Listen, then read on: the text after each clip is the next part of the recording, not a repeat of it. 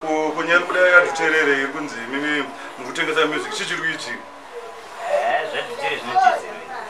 kuenda chichiri kuichi ndisati ndakuda kuburitsa nyaya dzacho ndakada kuburitsa ndokwanisa ngokunzwisa umbowo umwe chete chete unazozwa kuti ainditi chidhuterere nditauraaanya chinhu tinoita mari yakareba mafoni aya wakunotaura masho uye bhizinesi rine mari. I was in South Africa ende ndakasangana nasponsor ari kuitira ja gisiringana zvokuti I'm going to give you his number umboedza kutaura naye kuti uzoti akazoti kunikoza aiti anotiisa mashow yacho mozoti mufesi weshow yaari kuenda South Africa akabhadharwa 150,000 rands one show ende unoona isusu takanyazoshanda chinhu chaizvozvo tunoita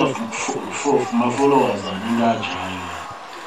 kana kutodarika bhozi isusu tunotora vese vekubhawa nevekuchechi combine. Saka unoona tikaita kana 2-3 years takanyazopresa game chaizvo vamwe vanotishaya